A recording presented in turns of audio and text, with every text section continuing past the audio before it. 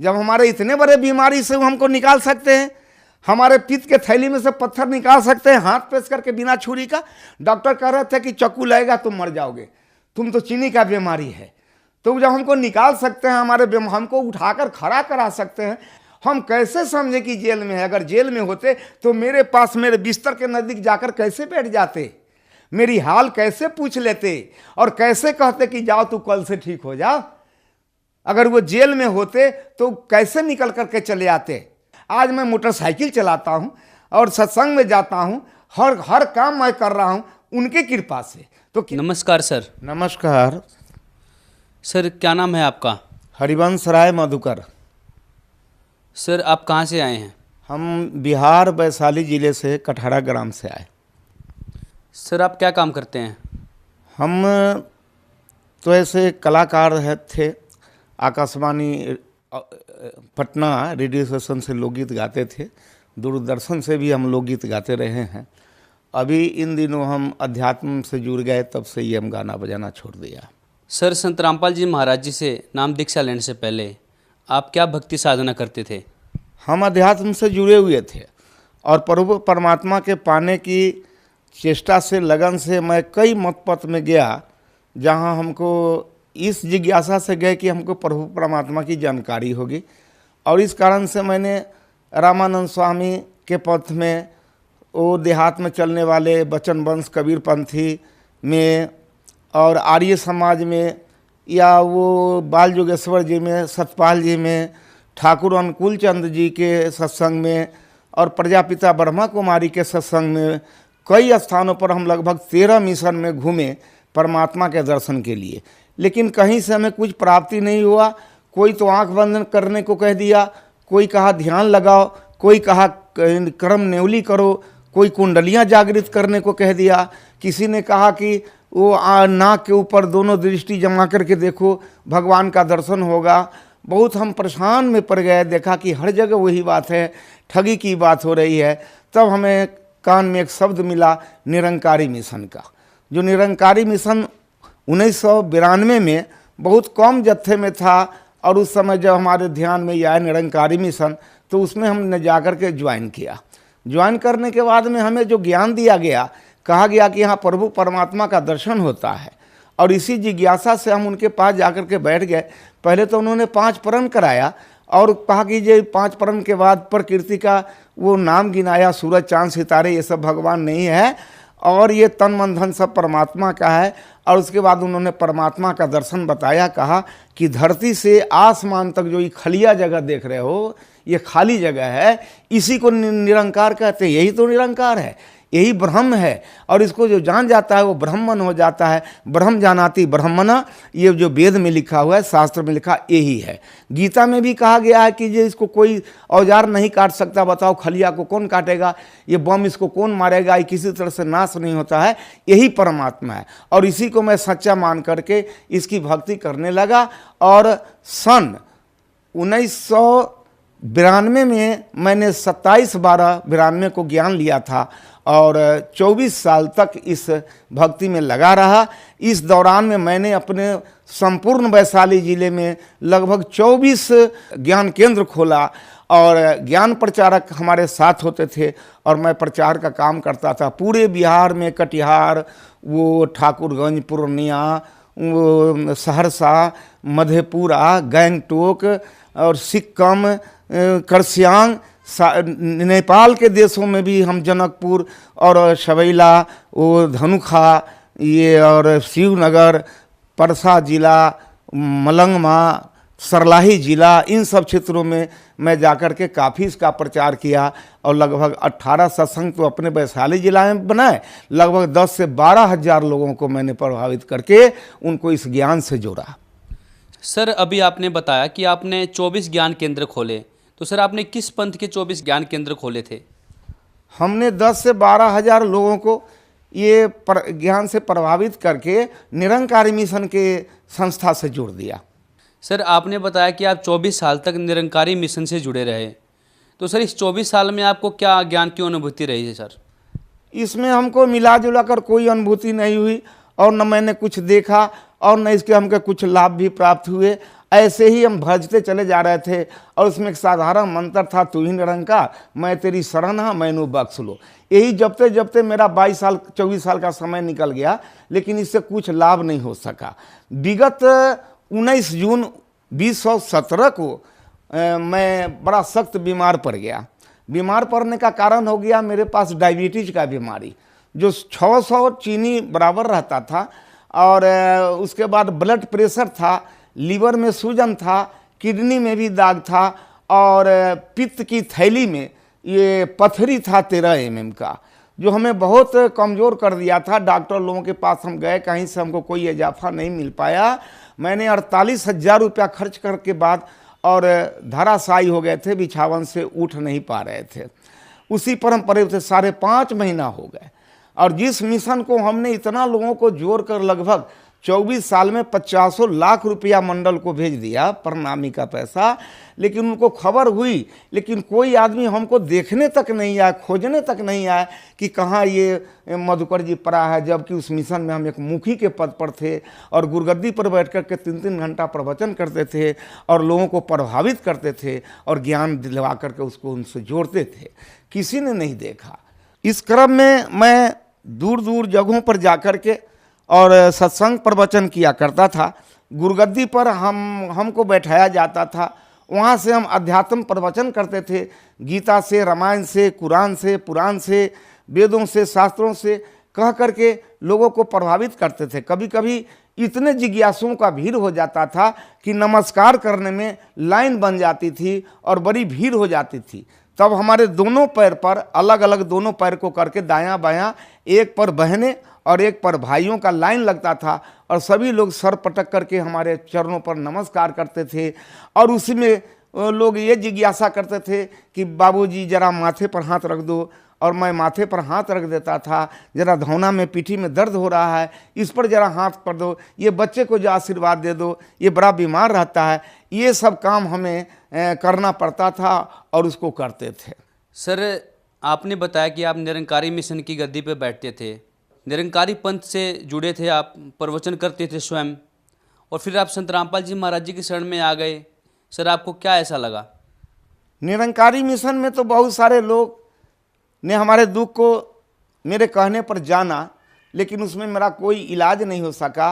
और वहाँ तो बड़ी बड़ी औषधालय भी खुली हुई है, क्या क्या है, लेकिन हमको कोई सहारा कहीं से कुछ नहीं मिला। और डॉक्टरों से परेशान होकर के हम बिल्कुल निराश हो गए थे और धाराशायी होकर के बेड पर पड़े हुए थे। 5.5 महीना हम लगातार बेड पर ही पड़े रहे, जहाँ पैसे के अभाव में दवा भी नहीं खा पाते थे और हमें खाना भी नहीं खाने का इच्छा होता था। केवल पानी पी के, दूध पी के, एक आध रोटी किसी तरह से खा करके हम पानी पी लेते थे। इसी बीच में हम सोचे कि अब हम नहीं बचेंगे। एक साथी मेरा पंजाब रहता है, वो जब लौट के घर गया तो हमसे भेंट करने गया। जाने के बाद कहा कि आपने कैसी हालत बना ली, बताइए, भगवान का भक्ति करते हैं, ये हालत आपका बन गया है, तो ये कैसे हो गया? हमने कि ऐसे ही हो गया, अब हम क्या करें। तो उन्होंने एक किताब हमको दिया पढ़ने के लिए, और वो किताब का नाम था ज्ञान गंगा। ज्ञान गंगा किताब हम पढ़ने के काबिल भी नहीं थे, इतने कमज़ोर हो गए थे। मैंने कहा कि हम किताब तो नहीं पढ़ सकते, ज़रा तुम ही पढ़ के सुनाओ तो अच्छा रहेगा। तो वो 3 रोज आकर के हमको किताब का कहीं कहीं का कोई चैप्टर पढ़ के सुनाया। हमको बहुत अच्छा लगा। अब किसी की किडनी खराब है और उनका डॉक्टर इनकार कर रहा है, कहता है 4 लाख रुपए लगेंगे, और वो बताना है कि नहीं मेरा किडनी ठीक हो गया सतगुरु रामपाल जी की कृपा से। किसी का लीवर खराब है, किसी के स्तन में घाव है, ममाद निकल रहा है, परेशान है, किसी के पेट में दर्द है, लगता है कोई भीतर दांत काट रहा है। ऐसे ऐसे बहुत सारे रिपोर्ट आए। तो मुझे पहले तो धीरे धीरे इस पर विश्वास होने लगा। हमने सोचा कि अब मैं क्या करूं, हम भी अब वहाँ कुछ फ़ोन करके पता करना चाहते हैं। तो उन्होंने कहा कि पता है इसका? तो हाँ, फ़ोन नंबर है। हमने कहा कि रुक जाओ, आज रात में हम सतगुरु रामपाल जी महाराज से हम बात करेंगे, तब हम कल आपको कुछ बताएंगे। तो उन्होंने कहा कि कैसे बताइएगा, वो तो जेल में रहते हैं। हमने कि हम भी तो गुरु की सेवा कर रहे हैं 24 साल से, और ये सतगुरु हैं तो ज़रूर हम पर कृपा करेंगे, मुझे विश्वास है। ऐसा सोचकर मैं रात में 9 बजे खाना उना खा करके जब सोने गए, तो हम तो कुछ जानते नहीं थे, हम तो केवल इनका नाम सुनते थे और किताब में फ़ोटो देखा था। इन्हीं के फोटो को हमने कहा सतगुरु रामपाल जी महाराज की जय, रामपाल जी महाराज की जय 5 बार यही जयकारा लगा करके हम हाथ जोड़ करके प्रार्थना किया कि हे सतगुरु रामपाल जी महाराज, आपकी बहुत सारी प्रशंसा इस किताब के अंदर मैंने सुनी है। बहुत सारे लोगों का बीमारी भी ख़त्म हो गया है, मेरी भी बीमारी ख़त्म करो और मुझे भी ठीक कर दो। अगर ऐसा कर दोगे तो शेष जीवन जो मेरा बचेगा ये हम आपके चरणों में बिताएंगे, आपके चरणों में भक्तों की सेवा करके अपना जीवन बिताएंगे। और ऐसा करिए कि मैं बहुत दुखी हो गया हूँ, अगर ठीक करना है तो आज रात में आकर के आज रात भर में ही हमको ठीक कर दीजिए, 2, 4, 10 रोज लगाइएगा तब इस चीज़ को हम नहीं मानेंगे। ऐसा प्रण करके हम सो गए। कई दिन नींद भी नहीं आ रही थी, उस दिन नींद भी बहुत अच्छा पड़ा। 3:30 बजे भोर की बात है कि हम जहाँ सोए हुए थे उसी में निरंकारी आश्रम चलता था, हर रविवार को सत्संग चलता था। तो रात में 3:30 बजे ये सतगुरु रामपाल जी महाराज वहाँ पहुँच गए। सादा पैजामा, हाफ कुर्ता, गमछा रखे हुए और कुर्ते का रंग थोड़ा हल्का गेरुआ रंग का पहने हुए, हाफ कमीज, और कुर्सी खींच करके उसी जगह बैठ गए। कुर्सी के खींचने का आवाज़ हमको कान में मिला और तब आवाज़ सुन करके हमारी आँख खुल गई। हम देखते हैं कि अरे कुर्सी कौन खींचा। देखते हैं कि सामने में सतगुरु रामपाल जी महाराज बैठे हैं, जैसे वो बैठते हैं उसी तरह से एक पैर पर दूसरा पैर रख करके दोनों हाथ एक साथ करके लगता है जैसे कोई मंत्र कर रहे हो या कुछ कर रहे हो, बैठे हुए हैं। मैंने सोचा कि मैं स्वप्न देख रहा हूँ कि वास्तव में जागृत अवस्था में हूँ, यह समझ में नहीं आया और मैं उनके चरणों में जाकर के नमस्कार किया। फिर उन्होंने पूछा बड़े प्यार से कि बेटे क्यों बुलाए हो हमको। हमने कहा कि दास तो सब 9 बजे रात में ही सब बात आपके चरणों में रख के सो गया है, आप तो अंतर्जामी भी हैं, आप यहाँ आ भी गए, अब हमसे क्या पूछ रहे हैं कि क्या बोला। तो नहीं, तुम ये बोला कि हमको ठीक करना है तो रात भर में ठीक कर दीजिए और नहीं तो 2-4 रोज में करेंगे तो हम नहीं मानेंगे। हम कि जी सरकार ऐसा तो दास बोला है, अब मरता क्या ना करता, बीमारी को तो लाजिम है अच्छा होने का, इसकी तत्परता में हम आपके सामने ऐसा बोला है, हो सकता है गलती ही हो गई है, तो आप पिता तुल्य हैं, पिता है ही, आप हमारे माफ़ी करके और हमको ठीक कर दीजिए। हम तो फिर भी यही कहेंगे। हंसने लगे, कहे कि बेटे तुम्हारे सर पर बहुत सारे भार हैं, बहुत सारे बोझ लाद लिया तुम, ये बताओ तुम्हारे चरणों में कितने आदमी का सर गिरा है। हमने कहा इसकी कोई गिनती नहीं है, अनगिनत है। वो 50,000 लाखों लोग इस पर माथा पटके होंगे, इस चरण पर, इसका कोई ठिकाना नहीं है। अब बताओ इतने दिन का जटिल बीमारी तुम कहता रात भर में ठीक कर दो, ठीक तो हो जाओगे। तू नाम दीक्षा ले ले, भक्ति कर, मर्यादा में रह, तू ठीक हो जाएगा। और मेरे पास आ गया तो मैं कुछ होने वाला नहीं, घबराओ नहीं। और ये सब पूछ करके और हमको कहे कि जब ठीक है, जब ऐसी ही बात है तो फिर कल से तू ठीक हो जाओ। ऐसा कह के हमारे सतगुरु रामपाल जी महाराज जो आकर के हमको बताए और वहाँ से चले गए। जाने का भी क्रम देखा तो अद्भुत लगा हमको, जैसे हनुमान जी एक पैर नीचे सीधा करके और एक पैर मोड़ करके और ऊपर दक्षिण की दिशा में इस तरह से उड़ गए। बहुत देर तक हम खड़ा होकर देखते रह गए जब तक आंख से ओझल नहीं हुआ और दक्षिण दिशा की तरफ चले गए। मैं फिर चौकी पर बैठ गया, जो 6 महीना से उठ नहीं पा रहा था, खा नहीं पा रहा था, चहल टहल नहीं पा रहा था। मैंने अपने बाजू पर बाजू रख के अंदाज किया कि मेरी क्या हालत है, तो मैं अपने में बहुत दुरुस्ती पाया, ताकत पाया और हमको लगा कि कोई नई ताजगी आ गई।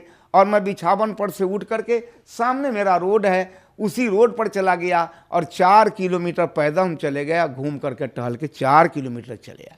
मैंने गऊओं को बांध दिया पानी डाल करके और उसको बांध करके नादी पर खाने के लिए लगा दिए, अपना मुंह भी धो लिया और स्नान भी कर लिए।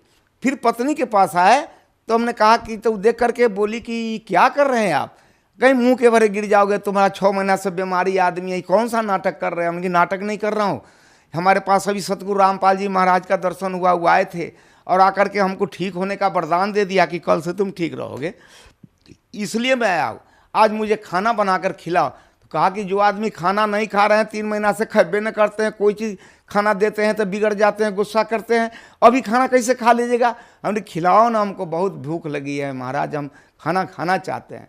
वो खाना बनाने लग गई और हम उस दिन से प्रतिदिन कुछ न कुछ अच्छे ही होते जा रहे हैं, अच्छे ही होते जा रहे हैं। मैंने 13 रोज रास्ता देखा कि मैं ठीक तो हो गया हूँ, नाम दान लूँ कि नहीं लूँ, ये टेम्पोररी ठीक हुआ हूँ कि परमानेंट हो गया हूँ, ये मुझे पता नहीं चल रहा था।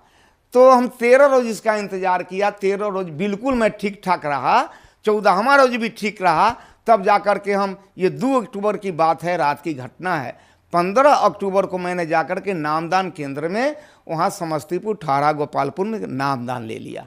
जब ये ज्ञान को मैंने देखा तो मैं तो दंग हो गया। वो जहाँ जहाँ लोग बताते थे, किसी ने कहा कि ये श्वास चल रहा है ये भगवान है, किसी ने आंख जांच दिया कहा इसमें लाइट आता है सो भगवान है, किसी ने ऊपर ताकने को बताया, किसी ने कान मूंदने को बताया, और यहाँ जो ज्ञान बताया गया कि नहीं नहीं प्रभु साकार है और इसको तू देख लो। जब इस ज्ञान को मैंने देखा तो मैं दंग रह गया और हक्का बक्का हो गया कि दुनिया में कैसे कैसे लोग किस किस तरह के भगवान दिखलाते हैं, ना जाने कहाँ कहाँ से चुन चुन करके कैसे कैसे भगवान लेकर के दिखलाते हैं। कोई नकली भगवान दिखलाते हैं, कुछ करते, सब को देखते देखते हमको यहाँ समझ में आया कि असली भगवान ये है।